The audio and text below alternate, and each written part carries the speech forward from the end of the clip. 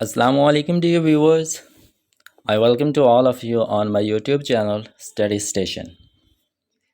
तो जैसा कि आप सब लोग जानते हैं कि हमने 9th क्लास की इंग्लिश का one act play the dear departed इसके रिलेटेड जो चीज़ें हैं उनको अपने इस चैनल पर डिस्कस कर रहे हैं। So it is my third video.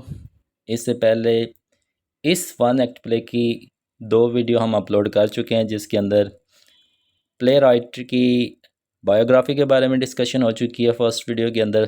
Second video के अंदर हमने इस one act play the dear departed के कैरेक्टर्स को डिस्कस किया है। And in this lecture we are going to discuss about the detailed summary of one act play the dear departed. इस play की हम मुकम्मल समरी को डिस्कस करेंगे और अगर हमें ज़रूरत महसूस हुई तो हम इस प्ले के जो वर्ड बाय वर्ड उसकी एक्सप्लेनेशन को भी डिस्कस कर लेंगे। So without wasting of time हम इस प्ले की समरी को डिस्कस करते हैं। जैसा कि आप जानते हैं, जो प्ले होता है वो एक स्टेज पर परफॉर्म किया जाता है और जब प्ले का आगाज़ होता है तो सबसे पहले जो कर्टन्स हैं वो साइड पे होते हैं या ऊपर उठाए जाते हैं। So the dear departed is one act play. One act play के अंदर जस्ट वन सीन ही होता है। मीन्स कि पूरी पूरी जो कहानी होगी वो सिर्फ एक ही सीन के अंदर मुकम्मल कर दी जाएगी। जिस तरह अगर एक ड्रामा है तो ड्रामे के अंदर एक ही एपिसोड के अंदर पूरा ड्रामा कंप्लीट हो रहा है तो वो वन एक्ट ड्रामा होगा।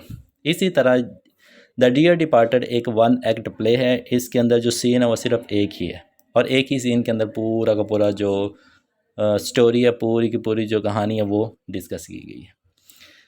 चलें जी, देखते हैं स्टोरी किस तरह से इसका आगाज़ होता है। स्टेज लगा हुआ है जी, पर्दे आगे से हट चुके हैं और सबसे पहले जो डिस्क्रिप्शन आती है वो एक घर की आती है।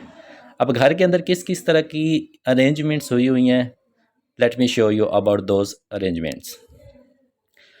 अब जो घर दिखाया गया ना वो सेटिंग के तौर पे दिखाया गया और जो घर है वो आपको पिछले करेक्टर्स के अंदर एक करेक्टर याद होगा, एमिलिया स्टैनले, और उसका जो हस्बैंड था हेनरी स्लैटर, सॉरी। ये ना स्लैटर हाउस है, उस हाउस के अंदर ये सारी चीज़ें अरेंज की हुई हैं और वो जो हाउस है, वो जो घर है, वही इस पूरे प्ले की सेटिंग है। तो जैसे ही पर्दे साइड पे होते हैं या ऊपर होते हैं तो आपके सामने जो चीज़ें नज़र आती हैं वो उनमें से चंद एक ये हैं। सबसे पहले जो घर की डिस्क्रिप्शन बताई गई है ना, it is like a 20th century house.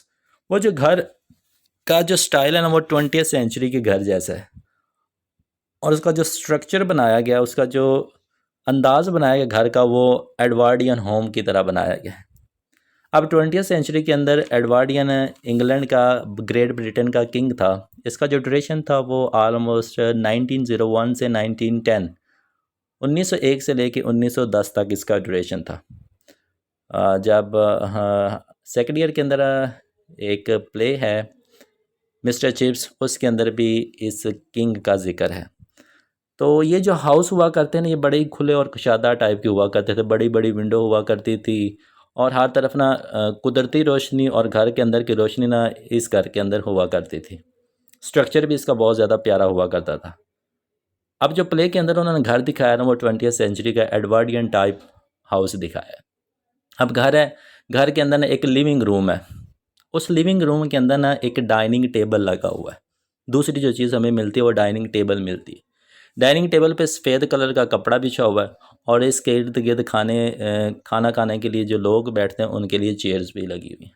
तो ये जो दो चीज़ें ये प्रोमिनेंट सामने नज़र आ रही हैं। अब डाइनिंग टेबल के साथ ही एक काउच, एक सोफ़ा पड़ा हुआ है जहाँ पे बातचीत करने के लिए सारे बैठते हैं। उसकी एक लेफ़्ट या राइट साइड पे ना कुछ सिंपल चेयर्स पड़ी हुई हैं और उन सिंपल चेयर के साथ एक साइड टेबल भी पड़ा हुआ है। जिस तरह घर के अंदर डेकोरेशन वगैरह होती है उसी तरह का सारा का सामान यहाँ पे। घर के बैक साइड पे ना एक स्टेयर केस भी है। उस स्टेयर केस के ज़रिए ना ऊपर वाला जो पोर्शन है वहाँ पे ये आया भी करते हैं और जाया भी करते हैं। इस रूम की दीवार के साथ ना एक मेंटल पीस है। मेंटल पीस आपको सामने ना ये एक छोटी सी दीवार टाइप चीज़ नज़र आ रही होगी। ये ना मेंटल पीस कहलाता है और इसके ऊपर ना डेकोरेटिव चीज़ें रखी जाती हैं। अब उस मेंटल पीस के ऊपर एक बड़ा ही अजीब सी किस्म का ना क्लॉक पड़ा हुआ है। अब इसके साथ ही ना एक वॉल कैबिनेट भी लगी हुई है, छोटी सी लकड़ी की ना अलमारी लगी हुई है। और अगर उस वॉल को देखें जहाँ पे ये वो कैबिनेट लगी हुई, उसके साथ ना कुछ पिक्चर्स भी हैंग की हुई हैं, बहुत ज़्यादा पिक्चर्स हैं, यानी कि पुराने वक्त की पिक्चर्स उस दीवार के साथ ना हैंग की हुई हैं। इसके अलावा घर का जो कलर है वो फैलेट टाइप के कलर्स हैं। फैलेट टाइप के अंदर ना डिफरेंट मल्टीपल कलर्स आ जाते हैं, उस टाइप के कलर ना इस घर की जो खूबसूरती है उसको और ज़्यादा बढ़ा देते हैं। और सामने ना एक बड़ा सा दरवाज़ा, मरकज़ी जो सेंट्रल गेट होता है घर का, वो दिखाया गया, मेन गेट।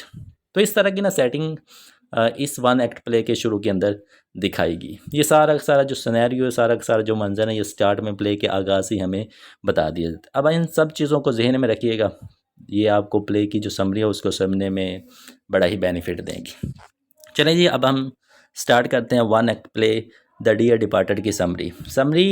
स्टार्ट करने से पहले आपको करैक्टर्स का पता होना चाहिए, करैक्टर के साथ आपको इस सेटिंग का पता होना चाहिए, तब आप तमाम चीज़ों को अच्छे तरीके से समझ सकते हैं। और आपको एक छोटा सा व्यू दिया था कि स्टोरी किस तरह से चल रही है, उस स्टोरी को ज़हन में रखिएगा तो जो समरी होगी ना वो डिटेल में बताएंगे तो आपको अच्छे से समझ आ जाएगी। लेकिन समरी स्टार्ट करने से पहले I request to all of you के मेरे इस चैनल को सब्सक्राइब भी कर दीजिए, लाइक भी कर दीजिए, और वीडियो पसंद आए तो उसको शेयर भी कर दीजिए। Thank you so much. चलें जी, अब हम स्टार्ट करते हैं अपने वन एक्ट प्ले की समरी को। अब वन एक्ट प्ले का जो आगाज़ होता है वो घर की डिस्क्रिप्शन से होता है, और जो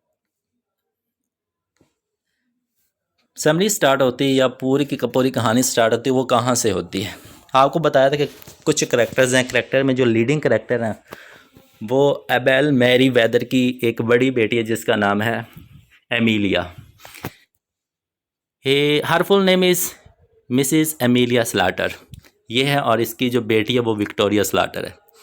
अब एमिलिया घर के अंदर है, और घर के अंदर रहने के साथ ना इसकी जो डॉटर है ना विक्टोरिया, ये बाहर कहीं ना खेल रही है, छोटी सी बच्ची है, तो ये उसको ना आवाज़ें देना शुरू कर देती है, Victoria Victoria where are you. इस तरह से ना उसको घर के अंदर बुलाती है, विंडो के अंदर से झांक के। विक्टोरिया अंदर आ जाती है ना, उससे ना जिस तरह बच्चों के साथ लड़ाई करना नहीं शुरू कर देते कि तुम्हें बेटा कोई फ़िक्र ही नहीं है, तुम्हारे जो ग्रैंड फादर है, नाना जो है तुम्हारे, उनकी डेथ हो चुकी है, उनकी लाश ऊपर पड़ी हो, तुम बाहर खेल रही हो, अपने कपड़ों का हाल देखो कि तुमने अपने कपड़ों का क्या हाल किया है। She was just scolding to her daughter, अपनी जो बेटी का ना वो डांट डपटका रही होती है कि तुम अपना हाल देखो क्या बनाया हुआ है। अभी थोड़ी देर तक तुम्हारी जो आंट है एलिज़ाबेथ और उनके जो हस्बैंड है तुम्हारे अंकल बेन जॉर्डन, वो थोड़ी देर तक आने वाले हैं, so it would be better कि तुम ना अपने जो कपड़े हैं, जो ड्रेस है ना, उसको चेंज कर लो उनके आने से पहले पहले। सो आई विल सजेस्ट यू कि तुम्हारे पास एक वाइट कलर की फ़्रॉक है ना, वो फ़्रॉक पहन के ऊपर जाके, और उस फ्रॉक के ऊपर ब्लैक कलर का ना सैश डाल लेना, क्योंकि ब्लैक कलर जो है ना वो मातम को, अफसोस को जाहिर करता है। तुम्हारे जो नाना अबू हैं, ग्रैंड फादर है, वो इस दुनिया से चले गए हैं, तो इट वुड बी बेटर कि तुम ना ये ड्रेस पहनो।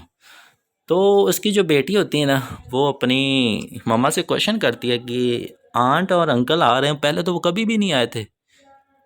तो वो कहती है कि तुम्हारे नाना की डेथ हो गई ना, तुम्हारे फादर ने उनको एक टेलीग्राम लिखा था, एक खाता लिखा था कि वो जल्दी से आ जाएं। तो कहती है ठीक है, इतना कह के ना वो ऊपर चली जाती है ताकि वो अपने ड्रेसेस वगैरह चेंज कर सके। अब इतनी सी कन्वर्सेशन वो माँ और बेटी के दरमियान होती है। अब अगली कन्वर्सेशन पर जाने से पहले ना डोर पे ना घंटी बजती है। मिसिस एमिलिया स्लाटर को लगता है कि शायद उसकी जो बहन है ना एलिज़ाबेथ, वो आ चुकी है। वो जाती है, वो दरवाज़ा खोलती है, लेकिन जैसे ही दरवाज़ा खोलती है ना, सामने उसका हस्बैंड आ जाते हैं। जी, दूसरी जो कन्वर्सेशन हमारे पास आती है वो वाइफ और हस्बैंड के दरमियान होती है। मिसिस एमिलिया स्लाटर का जो हस्बैंड है वो हेनरी स्लाटर है। अब दरवाज़ा खोलती है, दरवाज़ा जैसे ही खोलती है उसका हस्बैंड बाहर खड़ा होता है। जैसे हस्बैंड बाहर खड़ा होता है ना, उसके हस्बैंड की अपीयरेंस के बारे में बताया गया कि उसके ना बड़ी बड़ी सी मूछें हैं, उसने स्याह टेल टाइप का कोट पहना हुआ है, स्याह ही टाई लगाई हुई है, एक ना भारी भरकम सा आदमी है, और ग्रे कलर का ना उसने ट्राउज़र पहना हुआ। ये पूरी की पूरी ना उसकी अपीयरेंस के बारे में चीज़ें बताएगी। हाथ में उसके ना एक छोटा सा पार्सल है। अब वो अंदर आ जाता है, अंदर आते ही वो अपनी वाइफ से फर्स्ट क्वेश्चन पूछता है कि वो अभी तक आए नहीं, मीन्स के ये इसकी सिस्टर के बारे में पूछता है कि एलिज़ाबेथ और जो बेन जॉर्डन है वो अभी तक आए नहीं, मैंने उनको टेलीग्राम तो लिखा हुआ था, उनको अभी तक आ जाना चाहिए था।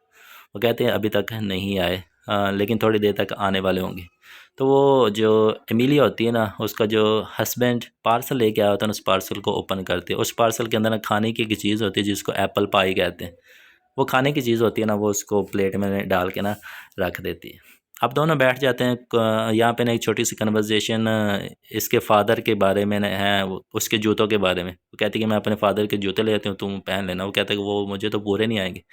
अब यहाँ पे एक कन्फ्यूजन ये होती है कि जो एमिलिया स्लाटर होती है ना, वो अपने फादर को ग्रैंड फादर का नाम से ही यानी कि बुलाती रहती है। अगर आप टेक्स्ट रीड आउट करोगे ना, तो मोस्टली जगहों पे आपको यही नज़र आएगा कि जो एमिलिया है वो अपने फादर को फादर नहीं बल्कि ग्रैंड फादर के तौर पे उसका नाम ले रही होती है। ऐसा क्यों है? क्योंकि इसकी जो बेटी है ना विक्टोरिया, वो सारा दिन ग्रैंड फादर करती रहती है। तो ये भी ना अपनी बेटी की वजह से ना उसको ग्रैंड फादर के तौर पे ना उसका नाम बुलाती रहती है। खैर जी, ये छोटी सी कन्फ्यूजन थी, तो इसको ना जहन में रखिएगा।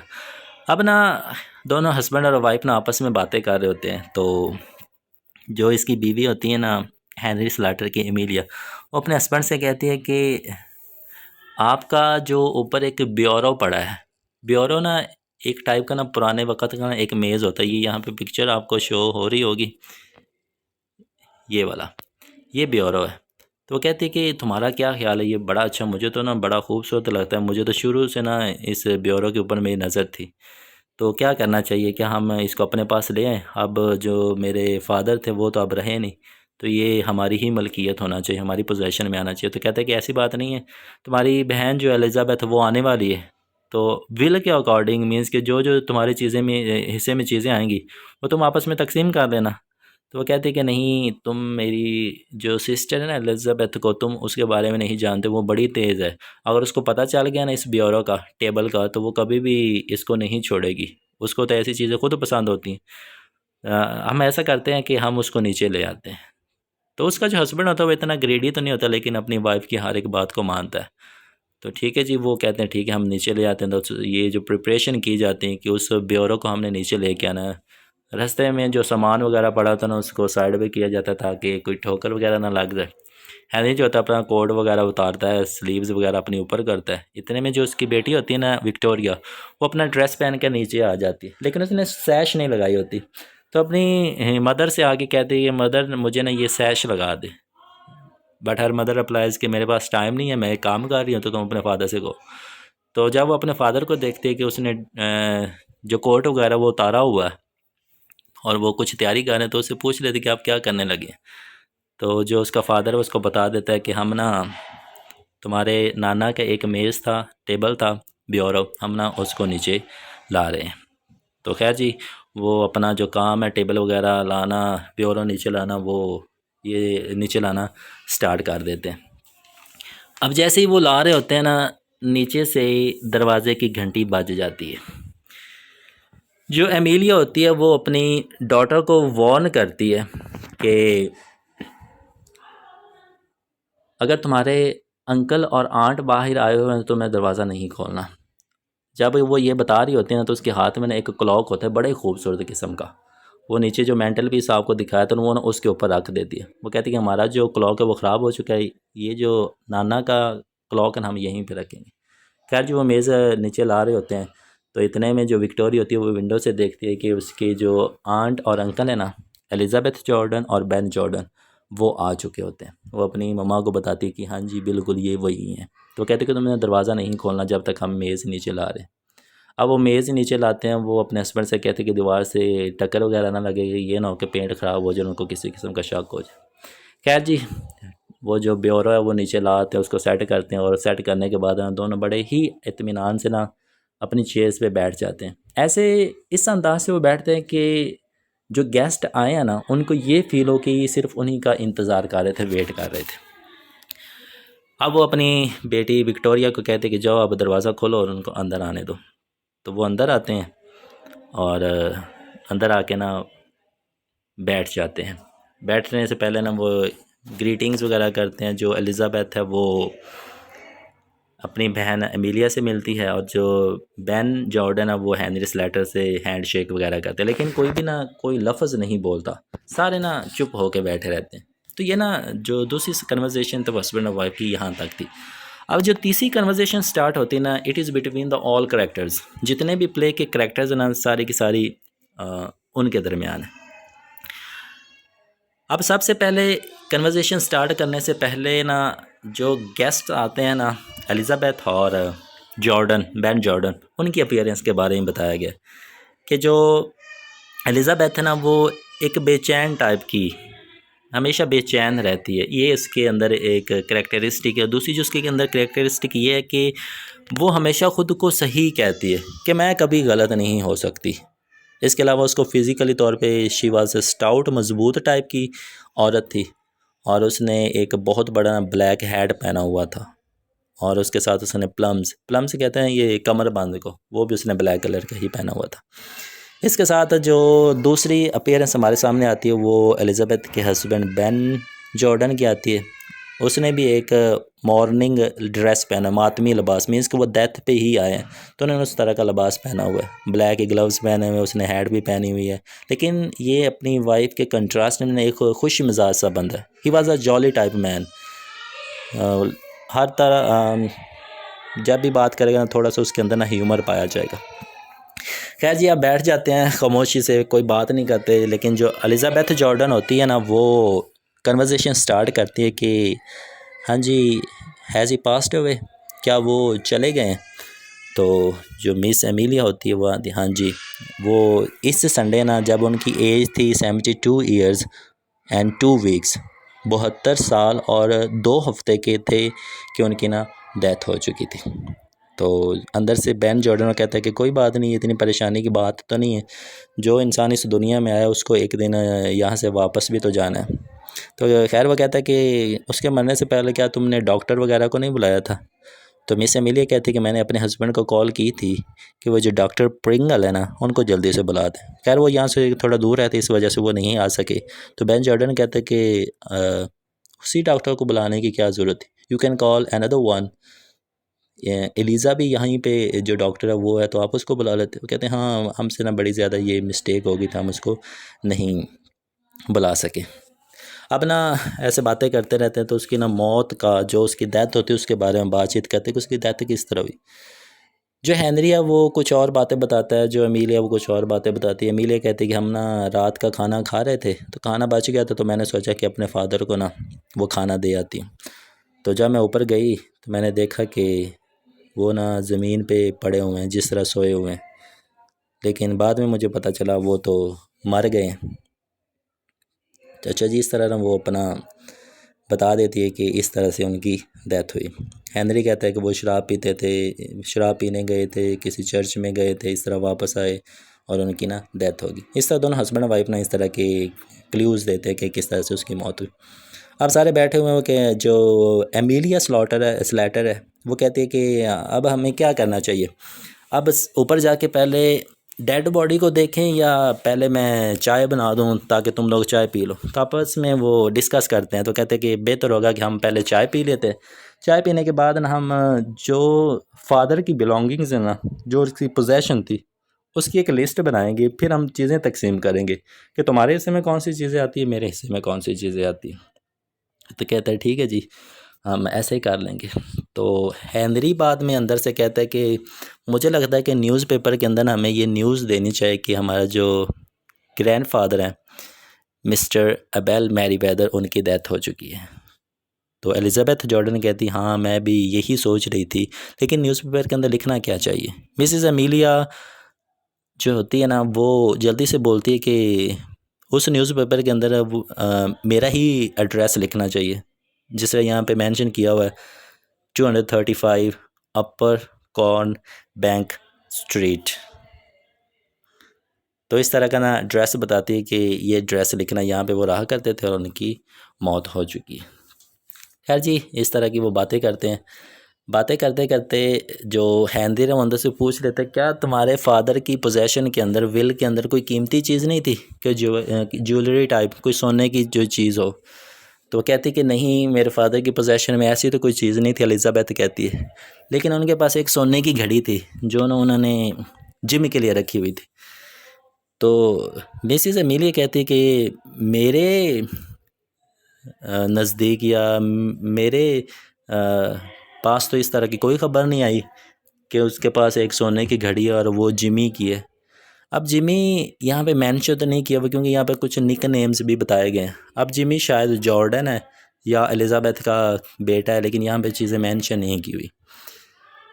तो जो एलिज़ाबेथ है वो कहती है तुम्हें कैसे पता होगा, जब फादर मेरे पास रहते थे ना तब उन्होंने वो मुझे चीज़ें बताई थी कि ये मेरे पास है और ये जिमी की ही है। अब जो बेन है, बेन जॉर्डन, वो अंदर से पूछ लेता है ठीक है जी, बिलोंगिंग्स तो हमें पता चल जाएगी, हम लिस्ट भी बना लेंगे, ये बताओ कि जो ग्रैंडफादर की इंश्योरेंस थी क्या उसकी कोई रिसीट है हमारे पास, मीन्स कि वो उसका जो प्रीमियम था वो उसका पे करते भी थे कि नहीं करते थे। अब जो हेनरी है वो कहता है कि मुझे लगता है वो प्रीमियम अदा नहीं करते थे, मीन्स कि जो वो किस्त वगैरह नहीं होती जिस तरह आप कह सकते हैं वो पे नहीं करते थे। जब ये सुनते हैं तो सारे ना बड़ा ही बुरा भला उसको कहना शुरू कर देते हैं कि he was drunken old beggar, कि ये शराबी बूढ़ा भिखारी, इस तरह की चीज़ें कहते हैं कि पूरी ज़िंदगी हमने इसकी खिदमत की, ये किया वो किया, अब ये हमारे लिए कुछ भी नहीं छोड़ के गया। अब देखिए यहाँ पे एक मैंटेलिटी दिखाएगी वेस्टर्न कल्चर की। डेफिनेटली अगर आप इसको हमारे इस कल्चर से कंपेयर करेंगे तो आपको मोस्टली इस तरह की चीज़ें नज़र नहीं आएंगी। जो बेटी होगी वो अपने वालिदैन के साथ मोस्टली केसेस के अंदर जो मेरे नज़दीक हैं वो इस तरह का नहीं करते, लेकिन खैर जी वेस्टर्न कल्चर वो अपने अपने हिसाब से चीज़ें बताते।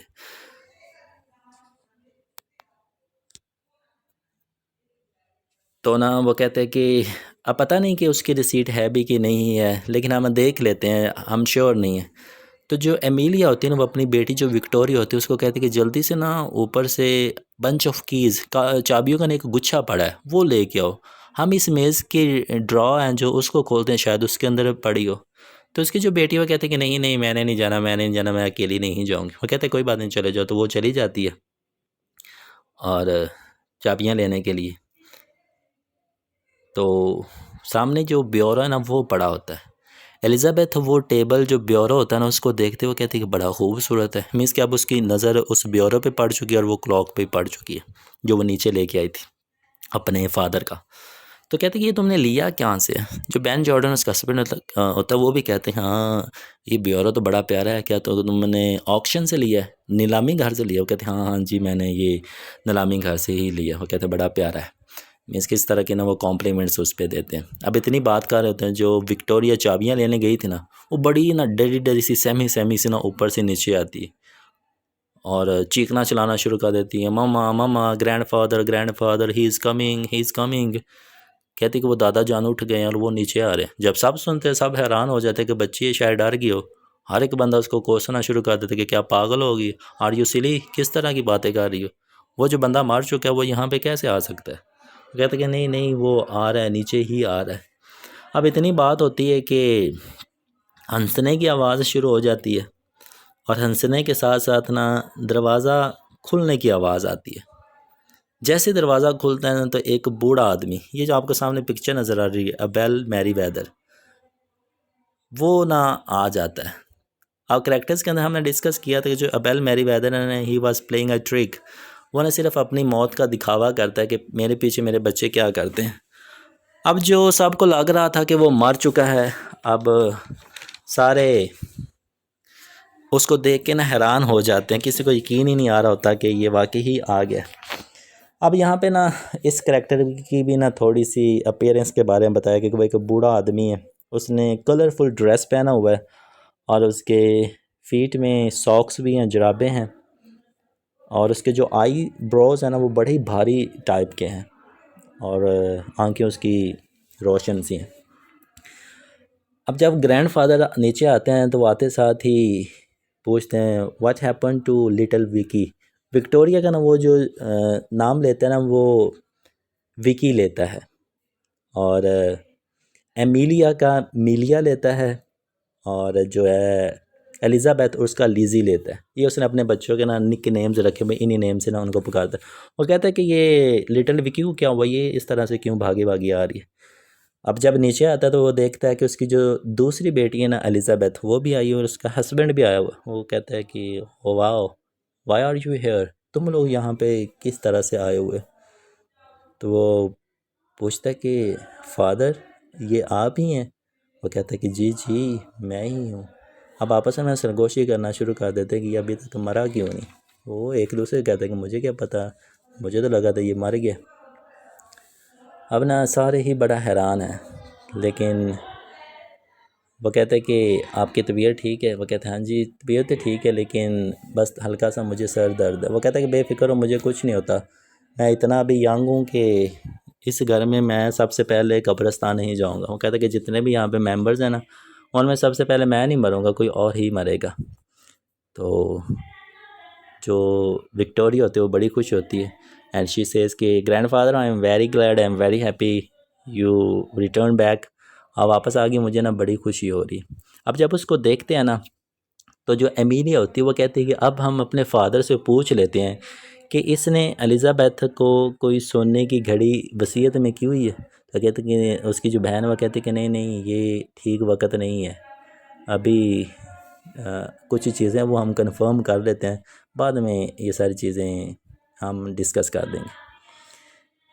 तो जो ग्रैंडफादर होता है ना, वो इन सब को ना नोटिस कर रहा होता है कि उसकी जो बेटी एलिज़ाबेथ है और उसका जो हस्बैंड है बेन जॉर्डन, उन्होंने ना ब्लैक ड्रेसेस पहने हुए हैं। वो कहते हैं कि ये क्या पहना हुआ है, क्या तुम लोग किसी के सोग पे आए हो, कोई मर गया है। तो जो होती है एमीला, वो कहते हैं हाँ जी, जो बेन जॉर्डन है इनका एक रिश्तेदार है वो मर गया। वो कहते हैं अरे अरे इट्स सो सैड, कौन मरा, उसका नाम क्या है। अब ना हर एक बंदा अपने अपने हिसाब से ना नाम बताना शुरू कर देते हैं। जो मिसिज़ एमिलिया स्लेटर होती है वो कहती है कि फ्रेडरिक, उसका नाम है फ्रेडरिक। एलिज़ाबेथ बताती है कि उसका नाम है एल्बर्ट।